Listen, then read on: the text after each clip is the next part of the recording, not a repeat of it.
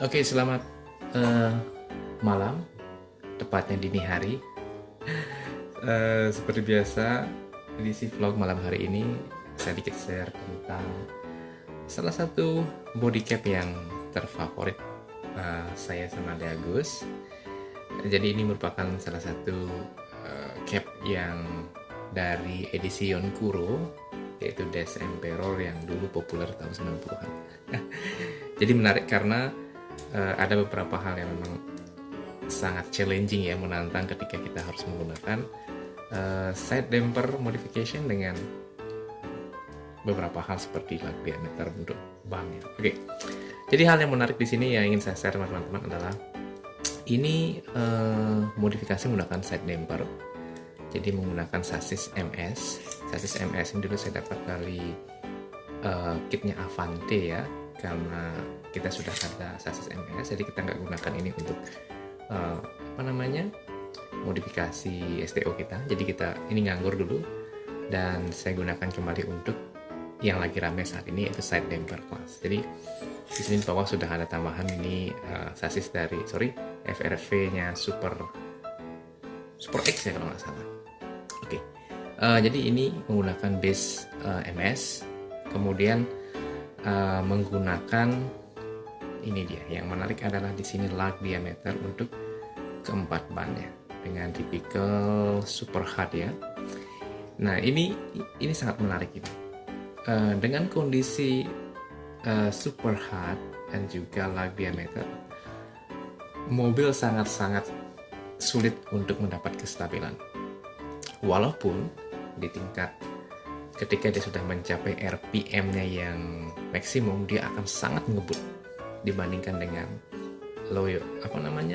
ban dengan low profile ya.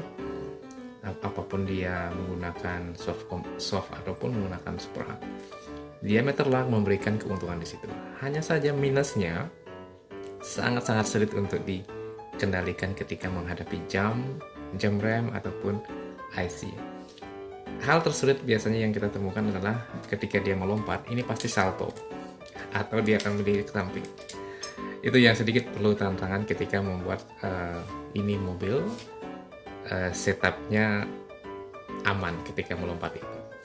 Dan ini mungkin yang ingin saya set adalah position dari mesh dampernya, sehingga memposisikan mobil ini menjadi stabil ketika melewati jam rem.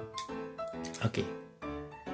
Setelah beberapa kali trial, teman-teman bisa lihat di sini posisi samping saya menggunakan damper di sini yang berupa cup di sini ya, ada dua. Tadinya yang agak tebal saya gunakan, akhirnya saya ganti karena itu memberikan karakter loncatan yang berbeda ketika dia melewati jam rem. Kemudian di depan saya menggunakan small ya, ini merupakan side damper juga, ini damper yang kecil ya depan. Dan di belakang saya posisikan agak di bawah karena harapannya dia lebih ke ground sebenarnya. Jadi ketika dia melewati tikungan ataupun IC atau line changer, dia menempel, dia masanya lebih ke ground. Jadi sedikit mengurangi sentrifugalnya gaya sentrifugal yang ditimbulkan oleh si lug diameter ini, ban ini ya. Oke, itu menarik ya. Jadi seperti itu. Isi dengan space yang sangat-sangat presisi di sini, teman-teman bisa lihat. Ini bisa naik ke atas walaupun sangat kecil di sini kalau sedikit space-nya. Oke, tadinya di atas ini, cuman kalau taruh di atas itu memberikan daya lontar juga yang berbeda ketika dia harus melewati jam rem. Oke, yang 1-2 ini dengan skenario ban besar. Jadi itu dia. Di bawah, posisi saya geser ke bawah, otomatis yang tadinya FV-nya ini di atas menjadi di bawah, di atas, dan yang tadinya ini posisinya HG Carbon sebagai undercut menjadi naik ke atas untuk memegang dua pasang roller 19 ini. Oke, itu sedikit intro mengenai roller dan posisi mesh. Nah, di depan juga menggunakan side damper, underguard.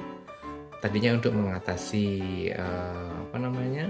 menstabilkan, saya menambahkan sedikit spasi di sini. Saya lebih ceperkan dia. Tapi ternyata itu juga nggak begitu memberikan efek yang bagus ya, karena dia akan ketika menghantam jam rem dia sedikit slow, jadi nggak benar-benar maksimum dia dapat melompatnya. Itu seperti ini. Jadi saya standarkan saja dia posisinya, tidak menambahkan spacer atau apapun di situ. Nah di sini untuk line changer yang kadang-kadang juga menimbulkan kelompang untuk kondisi-kondisi ban yang besar seperti ini. Nah di sini saya maksimalkan sudutnya menggunakan angle adjuster. Saya kalau nggak salah itu menggunakan 9 derajat ya. Jadi posisi sudut ini terlihat jelas di sini. Oke, seperti itu. Nah, roller juga saya ganti yang menjadi satu aja di sini, sepasang aja di depan, sehingga memberikan sentuh yang minimal di dinding track, sehingga dia efeknya ngebut ya harapannya. Dan untuk apalagi kalau dari roller, kemudian juga posisi ban dan posisi mesh juga sudah. Nah, di sini saya menggunakan motor penggerak yang kapan hari kita break in. Ini merupakan break in dari Like Dash. Ini kalau dari Geary aplikasi itu mencatat kurang lebih 25.500 ya RPM-nya di 3 volt. Mungkin kalau dikonversikan itu kurang lebih di angka 34 mungkin kilometer per jam ketika dilepas di track. Mungkin keliru juga saya estimasi ya, kurang lebih seperti itu. Oke, itu dia untuk motor. Nah, untuk lebih jelasnya teman-teman akan nanti saya tunjukkan bagaimana mobil ini melintasi track yang sudah kita setup di track rumahan. Tidak begitu panjang, tapi paling tidak ada 2 obstacle yang selalu kita temukan ketika menggunakan ban yang super besar ini, yaitu ada line changer dan juga ada jam rem. Ya ini ya, jadi kalau penampilan ini pasti sangat keren banget nih, dan memang desainnya memang seperti itu dari awal. Jadi lebih ke off-road dan begitu ya, dengan si Dash Emperor ini. Oke, lagi sebentar saya akan tunjukkan bagaimana si Dash Emperor ini melibas track ya. Oke, kalau begitu kita akan sambung lagi sebentar.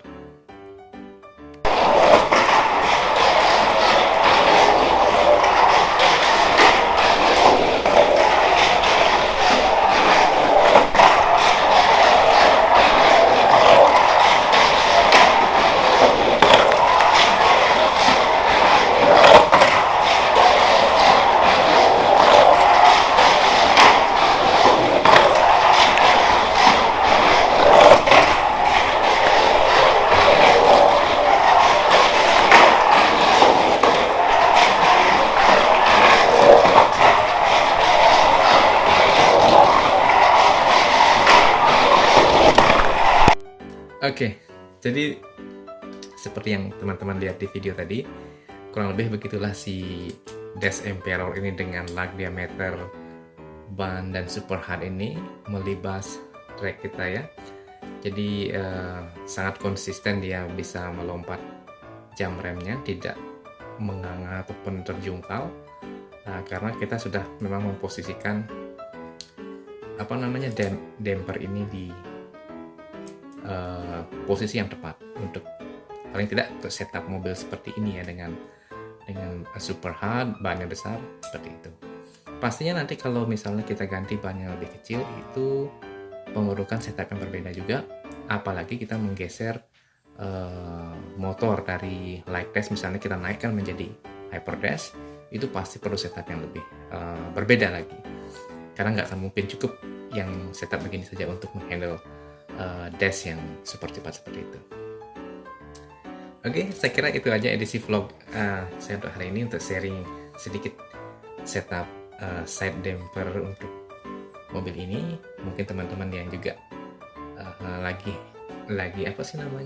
demam dengan side damper kelas bisa ya ada sedikit referensi lah ya, untuk nanti bisa digunakan di unitnya masing-masing. Oke, saya rasa gitu aja untuk seri vlog kali ini. Selamat weekend untuk semuanya dan sampai jumpa di esok hari di hari Minggu. Selamat malam.